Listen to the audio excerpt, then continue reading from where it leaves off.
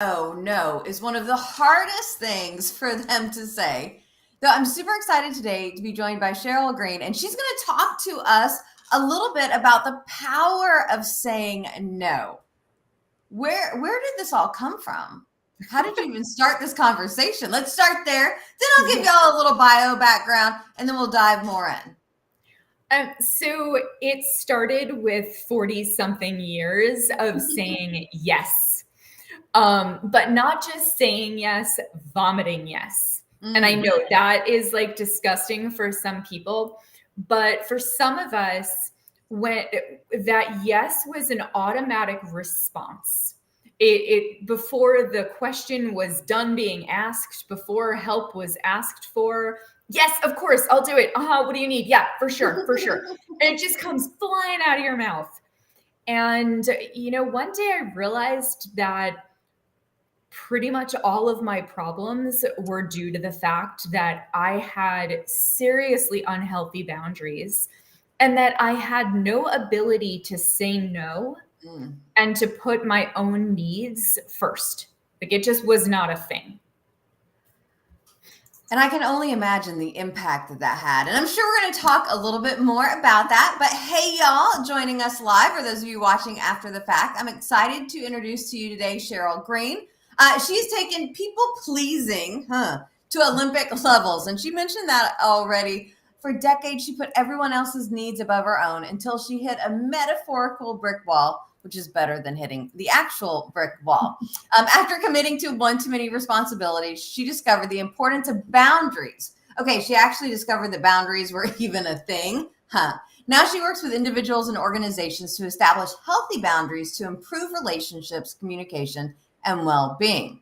She's the author of 6 books, including You Had Me at No. She has also dedicated her life to providing a voice for those who cannot speak and donates her time, talent, and money to animal rescue. Maybe we'll talk about that a little too. Now, when she's not working, because she does say no to work all the time, she spends time with her husband, their 2 fur babies, doing yoga and tending to, not 1, not 2, but 180 houseplants. So, did you go through and count? How often do you update that number? What's the deal? I haven't ever counted my houseplants, so maybe I'll do that at the end today. So I have a love for houseplants, and my husband has an addictive personality. So I came to the relationship with 90. He came to the relationship with 3. And we are now at 180. Well, okay, to be fair, we're probably at about 150 now. We moved to a new home, and his son actually moved into our old place. So we left some plants behind for him and his girlfriend. 30. So we're at a lower number now, but don't worry, we'll get back up there. It's okay. Because you're buying more, or do you do a lot of propagating? All of the above. And I'm also like I'm the rescue. So when people are like, I'm moving, or I can't keep my plants, or I can't take care of them. Yep. Yeah. Where am I picking them up? Yeah. So what's your stupid, simple plant recommendation for somebody that isn't necessarily plant people, but want a plant? Maybe it's their first or their second. Yeah. Start out with it's called a spider plant. And oh, wait, like this one? It looks like that. Yes, just like that. They're super easy to take care of, practically impossible to kill, and they are safe for pets. So if you've got a nibbling cat or dog, you don't have to worry about killing them. Nice. So go with a snake plant, and they grow babies. They're called pups, and then you can propagate those, and then your house is filled with 180 plants. You don't know how it happens. Now I'm thinking I'm gonna need to count, because I've got a number of spider plants and a number of arrowhead. It wasn't even on my list. My husband picked it up one time, and it's an arrowhead plant, and I started with one 3-inch plant in March or April, right when COVID started. Yeah. So that's when I started my plants. And I probably have 10 or 15 different decent plants now. And that doesn't include the babies that I've given away. So that's another one that propagates really well. And needs, I find it's actually more hardy than the spider plants. Really? They're not as temperamental. and they grow better with or without light. Like I have one in a corner of a house that I don't think that has any light, and it's like grown up and like just happy as can be with my inside light. Interesting. Okay. All right. Hey, I learned something new. That's good. I'm gonna go looking for an arrowhead now. We're not here to talk about plants, so that could be a whole nother conversation. So let's talk a little bit more about the power of no. So you mentioned that this all stemmed from the fact that you were saying yes way too much. Continue on. Tell us a little bit more. Tell us how this has worked. Yeah, so it's funny because years ago, I went through a divorce and I went through the ensuing depression. And I was laying on the floor one day crying, just hysterical in the fetal position. And my stepmom came into the room and said, "This isn't you. Go do something for someone else." And she helped me up off the floor and I got into animal rescue. And truthfully, in that moment, it is 100% what I needed. But what I did is I kind of jumped on the pendulum and I swung all the way in the other direction and was like, I'm going to do everything for everyone ever except for myself. And I turned volunteering into a job, and I took on more roles and responsibilities within that organization. I took on roles in other organizations. I was helping to take care of my parents at that point. They were getting older, taking care of the dogs, whatever. That's pretty easy. And I lost sight of who I was. I lost sight of the fact that I had needs. And actually, I don't know that I ever had sight of it. But I went to therapy during this time. And I remember the therapist sitting there and going, "Okay, Sheryl, what do you need?" And I got this like deer in headlights look to me because I was like, no one has ever asked me that question. Like I was raised to take care of other people. I was raised, the children should be seen and not heard. And I didn't get to have a voice. I didn't get to have an opinion. I didn't even know what I liked. Can I just say, you didn't even know what you liked? What age are we talking about here? So that somebody's watching this isn't like she was talking about when she was 21. So I'm going to say forever. However, I will tell you, I was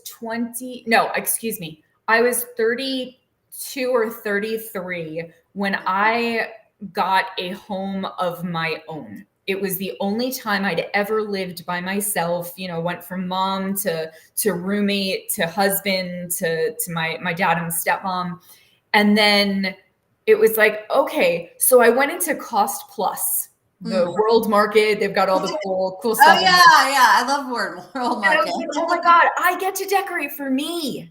Like for the first time in my life, I don't have to take anybody else's tastes or opinion into account. And I walked in and I stood in the candle aisle looking at the candles and realized I didn't know what color I liked. And I cried in the middle of Cost Plus. Not the first time I'd ever cry in a store, definitely not the last.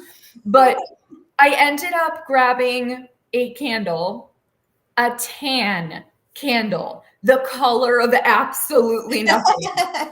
And I grabbed the candle. I ran up to the register. I made my purchase and I got out of there because I was such a blubbering mess. And the funny thing is, years later, I still had that candle. And my husband was giving me a massage one night and he's lighting candles in the room and he lit it. I'm like, what are you doing? That's the tan candle. And you're like, that's the candle. I don't understand. But yeah, look, I was in my 30s before I realized that was even I get to have opinions. I get to have tastes. So yeah, if you're in your 20s, whatever, if you're in your 30s, whatever, if you're 50 or 60 and you're watching this, it's not too late. You still get to be you and have an opinion. Love it. Love. I mean, I don't love, that we went through that, but yeah, it's never too late. And just because you had an opinion 10 years, 20, 30 years ago, doesn't mean it has to be set. We are a fluid Yep. being. We can change things. So just because you once liked something doesn't mean you have to always like it. So talk to us a little bit about how you kind of took this experience and got to the point to where we're talking about the power of no, because I think there's a little bit more to your journey for you to share with us.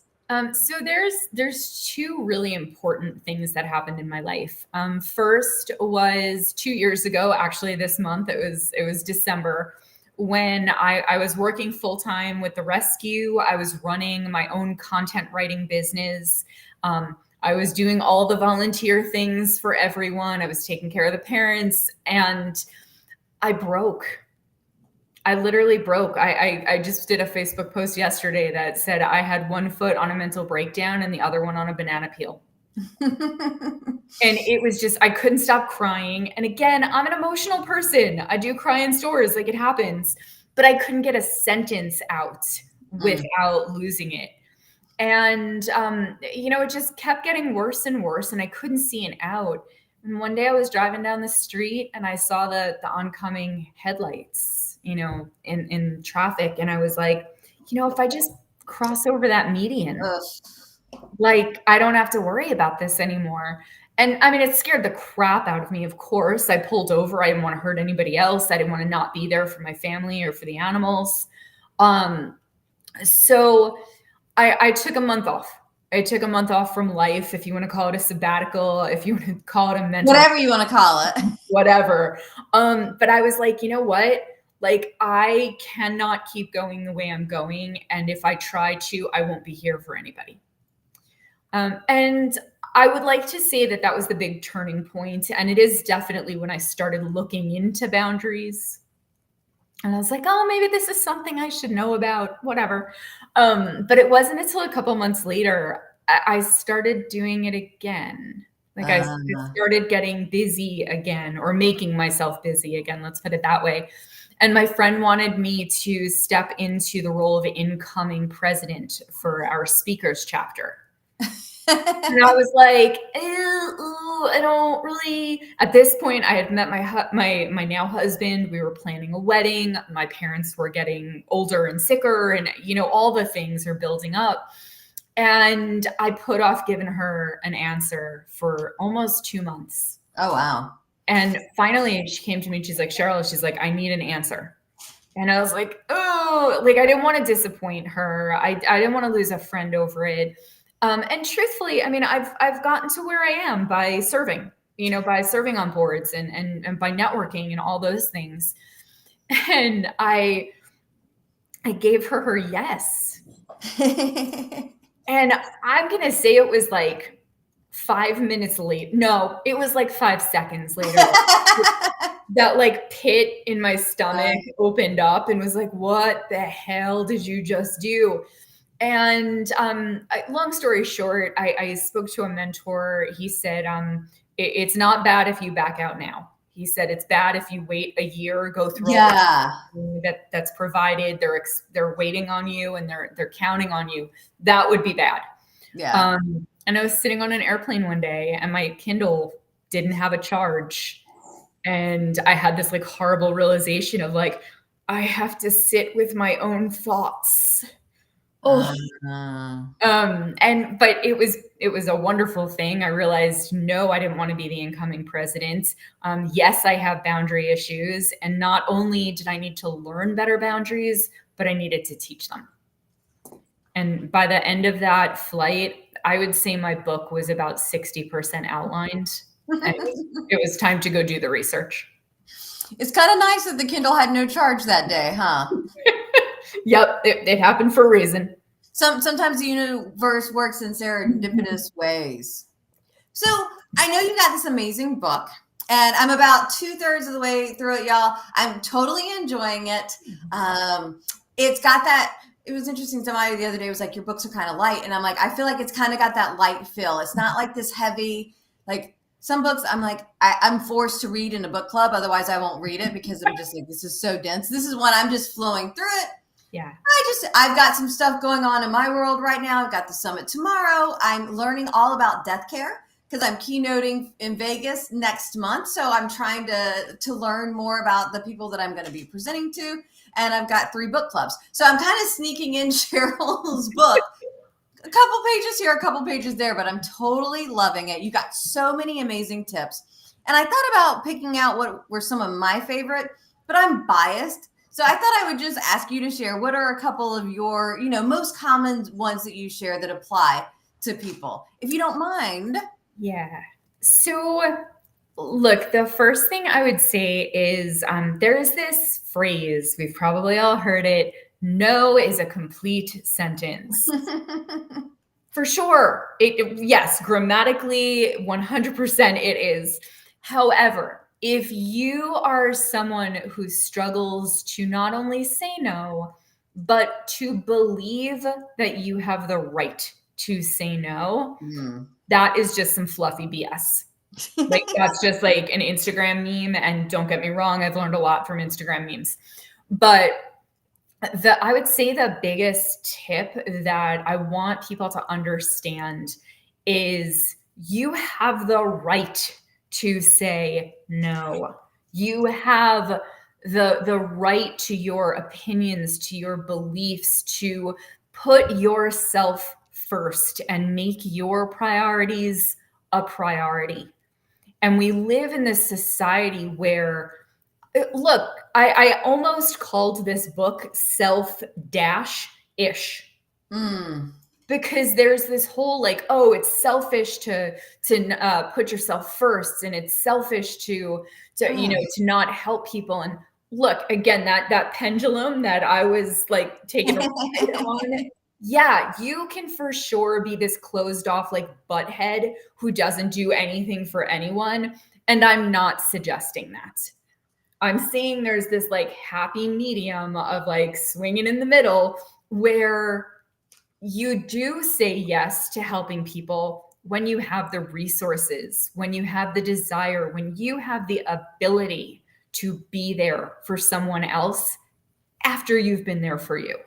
Yeah. It's such an interesting thing because people are like, I want to give and I want to give and I want to give. And it's all about everyone else. But I'm like, if we don't take care of ourselves, we're not going to be able to get anywhere. I think about, sometimes the analogy of a car. If I let everybody borrow the car and go, but if I don't take time to maintain it and put the gas, the oil, get all that, I don't do that stuff, get all that stuff taken care of, then it's going to run out way quicker and it's going to break down and or be done. And if we're the same way, like our batteries are harder to recharge than probably anything else. And if we're always giving to everyone else, how in the world are we supposed to, it's not even about, even if you feel like you're selfish for taking care of yourself, you can't take care of others if you can't.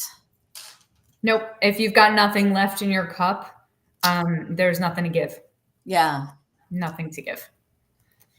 So yeah, that's really my number one tip is before you can learn to set boundaries, before you can learn to communicate boundaries, to uphold them, all the things, first you have to believe that you can do it. And if you haven't gotten this before, like folks out there, I'm giving you permission to say no.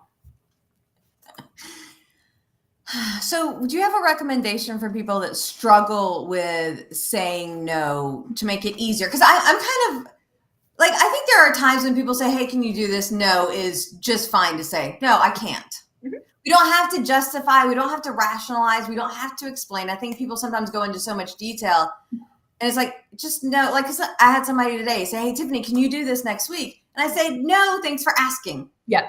Because it was just like, the reason I can't do it's a little flimsy, but it's a valid reason. Could I hem and haw? Could I move it? But I'm like, it's outside of my boundaries. It's outside of my normal time. And I don't know about y'all, and you can weigh in on this. Like I have pretty good boundaries of, I don't typically work evenings or weekends. Now, if it's a nice paid speaking gig, yes, there's some flexibility for that. I've woke up and presented from like 1 to 4 a.m. in the morning before because I have clients in Asia and Australia. So it's not that I won't, but I am not getting up for like let's do a one-on-one at 2 o'clock in the morning. That is outside my boundaries. No. So can you talk to us? I guess I brought up 2 points. One, and I know we can't talk forever, but a couple pointers on actually saying no if we're uncomfortable with it, and then maybe something on boundaries. And then y'all, she's got a great free gift for us. So yeah, I think the first tip for saying no is it doesn't have to be a straight no. So sometimes we cannot help a person in the way that they want. However, it doesn't mean that we can't help them at all. So maybe you're saying, you know what? I can't meet with you at 2 o'clock in the morning. However, what about this date at this time? Or I can't lend you $15,000, but you could borrow $5,000 if whatever your circumstances are. I think the biggest thing that you need to do is take a breath. And going back to that yes vomit, that like you are halfway through asking me something and I've already agreed and like given you my car, even though you're not asking for that. A car and firstborn or whatever it may be. Take that time to take a breath. And I call this the power of the pause. It is the filter between the brain and the mouth. And it's taking a moment and going, okay, hold on. Do I want to do this? And I have I call it the clash question. Should I yay or should I no? And it's 3 different things that you ask yourself. Do you want to or have to do something? Do you have the resources to do it? And are you willing to give up something else? Because time is finite unless somebody else figures that to not be the case in the future. So that pause gives you a second to run through that in your head if you want to. It also gives you the ability to say, you know what? That's an awesome idea. I love that. I actually need to check my calendar and I'll let you know by tomorrow. And the biggest thing, and I call them boundary buddies, but I said this wrong on a podcast and it became boundary bunnies. And that's now a thing. So expect to see little stickers that say boundary bunny on them. But that's besides the point. He's a little superhero now. And I'm assuming he lives in a plant. He's got like plants all around him, right? He didn't before, but he does now. Okay. But have a boundary buddy. And Okay. that can be your spouse, your significant otter, as I call them. It can be a friend. It's just they serve 2 purposes. One is a sounding board, and the other one's a scapegoat. So now, like, I got married in March, and before it was 15 years, something like that, of it just being me. Like, I didn't need to check in with anybody before I made a decision, an offer, or whatever. And it's not like I have to check in with you, like, controlling kind of thing. It's hey, we're a team now, and like, let's figure out what we want to do together. So that's actually a really awesome opportunity for me to go, thank you so much for that offer. I actually need to check with my husband. And I'm going to give you a call tomorrow and let you know what we've decided. And if I don't want to do that, oh, I'm so sorry. My husband, he brought up a great point. Like, we're just not available for it. Like, whatever it is. But buy yourself time and then give yourself an out if you need it. And maybe it is your calendar. Maybe it is your schedule. Maybe if you've got kids, like, oh, sorry, I got to take Timmy to soccer practice, whatever. Just realize that your time, whether it's got a client meeting in it or whether it's got a cuddle on the couch with dog and watch Netflix in it, it's your time and it's nobody else's business. Yeah. What was the other question? I totally forgot. I'm so sorry. So we were saying pointers on saying no and pointers on boundaries, which I think we've kind of talked about both of those, but I didn't know if there's anything else you wanted to add before I give them access to your gift. Yeah. What else would I say? The other thing is give yourself some leniency. Give yourself some grace. This is a journey, and whether you've been Whether you've had unhealthy boundaries for 20 years or 30 years or 60 years, there's some muscle memory in there. And you're going to have some slip ups. You're going to have some boundary backslides, and that's okay. You know, it's just like when you accidentally sit down and eat an entire chocolate cake in one sitting. You can. It's not as delicious, but you can either like beat yourself up, go flying off the rails with your diet, and start eating donuts on the hour. Or you can go. I am hungry now. If you had not noticed, and I was craving a chocolate donut this morning. Like all I wanted, like thank heavens, there's only a Dunkin' Donuts on my way home from the gym and not a Krispy Kreme. Yeah, because I don't know that I could have said no to Krispy Kreme, but I said no to Dunkin' Donuts. Good. See, and that's a boundary. That's good. But you really you have that option. Like you can go flying off the rails with your boundaries, or you can say, "Oops, I slipped up. I ate a whole cake. I said yes when I didn't want to. I'm going to learn from it, and moving forward, I'm going to make a better decision, and I'm going to have a better outcome because of it." Nice. So be nice to yourselves. Yeah, there's a book or two that I'm reading currently, and they always seem to have the same message in them. And it's like if we heard people talking to others the way we talk to ourselves. Abuse. It yeah.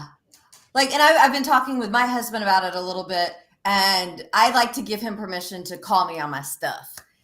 We've been together long enough, and I guess our relationship's solid enough. I do not always recommend having your spouse be your person that calls you on that stuff, because if you already have issues in your marriage, do not give them more to make you mad at them. But I'm like, if you hear me and I said something, he's like, "Tiffanie, that was really mean for you, for yourself." I'm like, ah. And so I don't think we realize how hard we are on ourselves sometimes. Isn't it funny that we're hardest on ourselves, and we give the people in our close circle, like they get the most authentic us, but the least nice us. People we don't know or do much with, like we're nice to them. But it's like the closer we get, us being the worst, the harder we are. Yeah. And I've on more than one occasion, because look, the talking to yourself that way, it comes from somewhere. And it's usually because you've heard your parents talk to themselves that way. And whenever I'm talking to my dad and he goes, "Oh, I'm such an idiot," or other nasty things come flying out of his mouth that I will not say. And I'll turn around and be like, "Don't talk about my dad like that." And it's like, what if we did that for ourselves? What if like you had that garbage in your head and went, "Oh, don't talk about my best friend like that." Like it would. Yeah, maybe it would change some behaviors. Make a huge, huge difference. So y'all, we've barely scratched the surface of the power of saying no, boundaries, all of that. There's so much more in her book, which I highly recommend. Where do you recommend people go to find your book? Yeah, so it's on Amazon. It is easy to find. However, if you go to youhadmeatno.com, you'll see a link right there. It'll take you directly to it. And I actually just did a cool thing. I created a coloring book to go with it. So adult coloring book, pretty designs, quotes to reinforce it, to reinforce the book, and one spicy word, just one. I had to with me, but really fun and nice and relaxing. So also youhadmeatno.com, and you can grab all that there. Including a free cheat sheet on how to say no, huh? Yes. So get your laminating machine ready. Does anybody have those? Is that yeah? I'm like hard. I've got a spiralizer if I want to do notebooks. I got the laminating machine. I've got the cutting board. Okay. Yeah, I'm ready to laminate for arts and crafts. That's awesome. But yeah, print it out, tack it up on your wall, and when you or put it in your wallet, and when you've got those questions, those requests on your time and your energy, like refer back to it. And there's sentence starters, there's ways to handle it. And it's just that nice little cheat sheet to help you say no. Awesome. Well, Sheryl, anything else that you want to leave our viewing audience with before we wrap it up today? Spay and neuter your pets, please. Okay, so I was going to say, let's go. But you have 2 rescues. Tell us a little bit about your 2 rescues. So I have a Chihuahua Corgi mix who is passed out on, I have a little bed for him next to my desk. I got him during COVID. I brought him in as a foster, and he figured out much sooner than I did that he was not going anywhere, even though I renamed him the second day I had him. So he's my little old man. He's 16-ish and he's got gray on his head. And I'm like, oh. And then I have he's a 5-year-old, looks like a wild night between several terriers and a husky. Oh my gosh. Is he a nightmare or like, No. I'm just thinking terrier, No. husky. Oh my gosh. No, he is the sweetest dog you could ever imagine. Everyone loves him. Everybody calls him Buddy, which happens to be his name. I didn't name him. And yes, if you're paying attention, that means I have a Bodie and a Buddy in the house. And I was kind of his like furry godmother for a couple of years.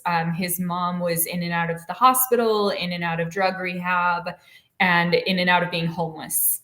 And I would come in and take him whenever she was. And long story short, last year, it became obvious that she could not take care of him, and he became a permanent part of our family.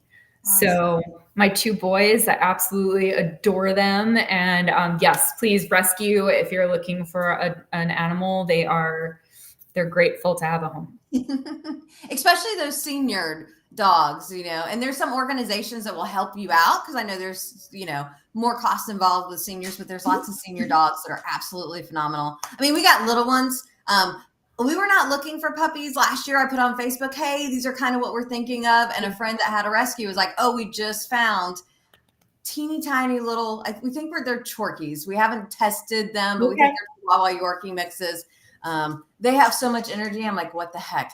Little, but they like to go. So yeah, rescue some pets, y'all. But not just for a Christmas gift. Make sure y'all, it's meant No. And I just realized that my laptop's not attached to anything. Oh yeah. Oh, just a little man. So totally chill. Oh, he's out. Yesterday I left the room, went, got a snack, walked around for a little while, came back. He's still sleeping. I'm like, all right. So, well, thank you so much, Sheryl, for saying yes to be here with us today to share with the viewing audience the power of saying no. Y'all, thanks so much for joining us. We'll see you in an upcoming week at 3:10 p.m. on Thursdays to help you have more money, more time, more fun with the More Abundance Entrepreneur community. Thanks, y'all.